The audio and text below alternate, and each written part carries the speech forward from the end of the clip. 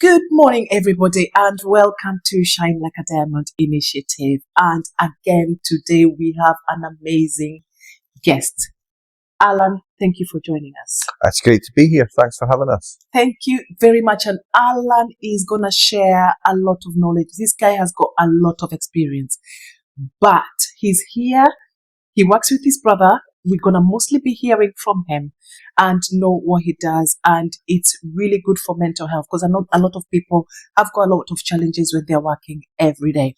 So the segment today will be the first one, but we're going to have a few episodes where we're going to learn a lot on this segment, which is called Working Well. It's all about mental well-being in employment. So let's hear a little bit of what Alan does and his brother. Alan, if you want to tell us a little bit more about you. Okay, thanks very much. So, my name is Alan Gibbon, and I work with my brother Jimmy, and we have a company called Remind at Mirfield. Both of us have worked all our years in industry and in healthcare. My brother in industry, and me in industry and in healthcare. And when we took a step back from our kind of main employments, we both had this kind of feeling that we wanted to do something for small and medium businesses when it comes to looking after well-being at work, especially mental well-being. In this day and age, there's so many stresses and strains that people are under every day, going to their work and juggling their home life and juggling their work life. And as well as people going to work, their employers are also struggling with this as well, about how best to support people. So we wanted to come into that marketplace and offer something, as I say, to small and medium businesses that is about helping, looking after mental well-being at work. But not just businesses, people as well, because everybody is people. So individuals can come on our courses as well as companies can come on our courses, because it's all about supporting mental well-being in the workplace. So that's a bit about who we are. Really, really good. And as you're saying, you and your brother, do you know, sometimes when you become a team of family, like when you're close to each other, you kind of really, really bring a lot of knowledge together. And that's what I find. So having Alan and his brother to devote their time to try and help others, I think it's amazing. I have worked with your brother, Jim, and the help I've gotten from him, because when I started, all these things that I'm doing with children with special needs, it's a lot that is unraveling very quickly. So I'm trying to catch up as we go along. And I remember I went to his brother, who ended up just kind of helping me steer things forward at my own pace, because then you find yourself so overwhelmed at work. And then when you get overwhelmed, you cannot focus, and then you don't hit your goals. So I learned a lot. So me, myself, I can vouch for them for what they're doing.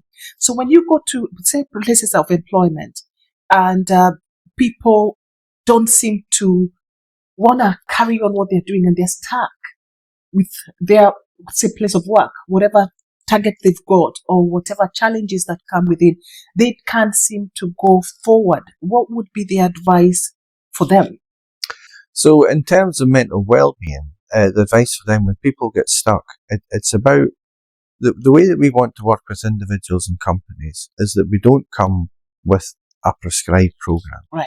We want to sit down with people and find out about what their business is, where they are as people, have that conversation, and then tailor make something for that individual or for that company. So it is a collaborative process that we go through. That we've got tools and training that we can bring in, but it's about getting the right mix for that person or that company so that we could best support them.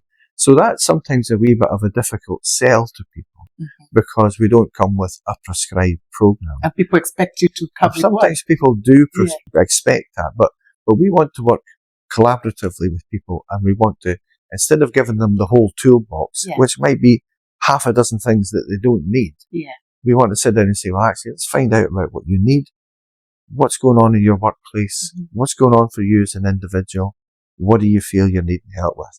And because myself and Jim have worked in different places, we both bring different skill sets to that. So Jim brings experience of, helping write policy, helping create policy, also coaching, and encouraging. So he comes from that kind of business background, whereas for myself, it has been primarily about kind of listening, and it's about mental health and mental well-being. So between the two of these, we feel that we've got something to offer small companies, big companies, and about a skill set that's quite different from that kind of support and managerial stuff and sense of direction, but also the mental health side of things as well.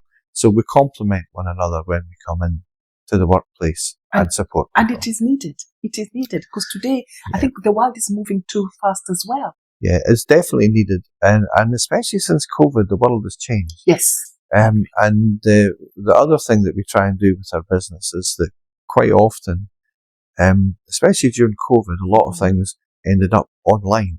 True. Here we are, online in a podcast and apps. And while all that is hugely valuable and hugely informative to people, what most people, when they want support with their mental well-being, say is that they would like to sit down with somebody and have a conversation.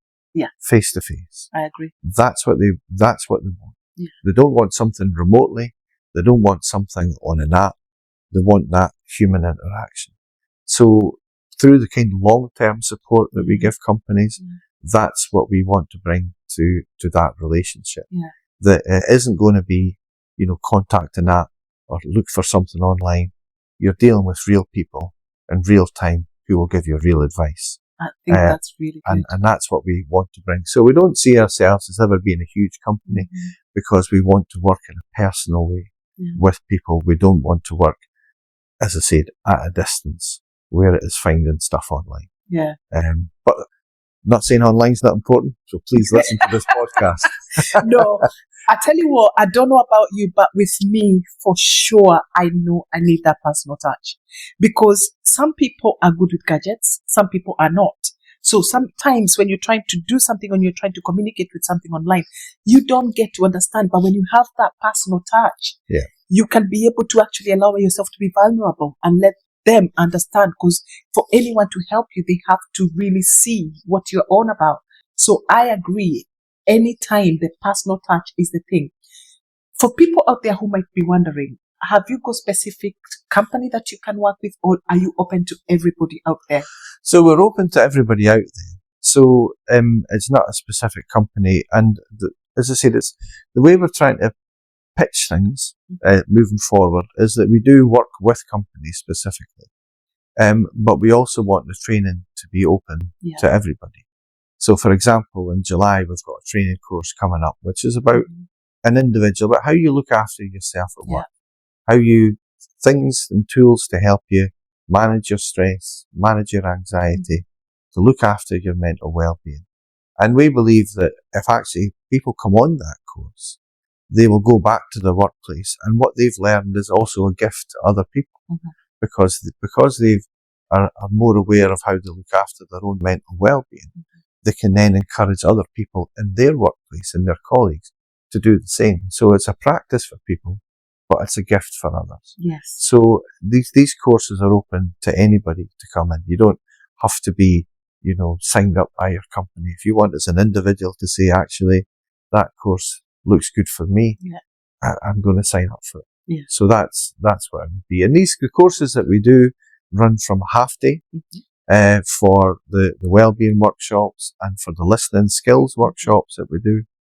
And then the Scottish Mental Health First Aid training that we do, that's a Public Health Scotland course, so that's slightly different. And that's a 2-day course that we do for that as well. Yeah. And as I say, that's as well as working alongside companies on an ongoing basis about providing them with advice and guidance and support moving forward. Guys, did you hear that? July, they have a course going.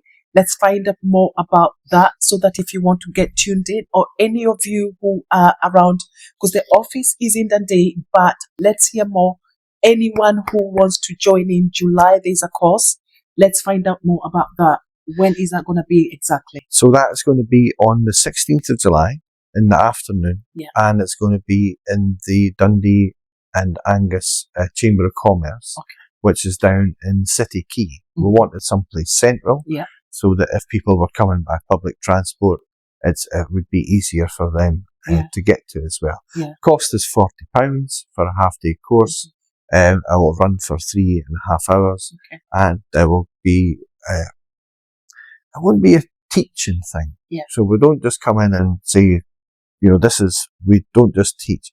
It's quite practical. So the things that people will be doing on this course are practical things, practical exercises to help them engage with the subject of mental well-being, how to look after their own mental well-being, and some tools that they will come away with, which will help them map out how they deal with stressful situations.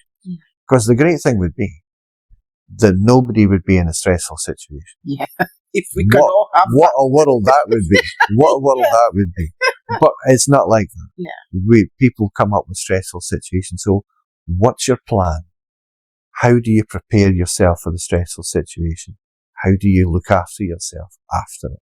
So that kind of toolbox approach to say, well, actually, we've got an approach here that if you could work with that, it will make you better prepared about how you deal with the stressful situation. And more importantly, how you look after yourself after the stressful situation as well. So it's all about empowerment. It's about looking after yourself and empowering people to take care of their own mental well-being. And also know that actually, if I need extra support, I know where to go and get it. Correct. That's very, so very that's good. the two things inside of that. So guys, please, if you can, make sure you go and join in, because these guys have got a lot of knowledge, because every day is a learning day. We all learn. If you don't learn every day, you're not going to better yourself. So there is a lot of skills to be learned here. As he said, it's not all about training. There's a lot more. But you're going to have to attend to be able to get this information. I think for me, £40 is more than well enough. It's a knowledge that you will literally use for life. It's skills you're going to use for life. So please do not miss. We're going to be back with more information. So make sure you tuned in. And meanwhile, let's have a tea break. See you soon. Take care. Bye.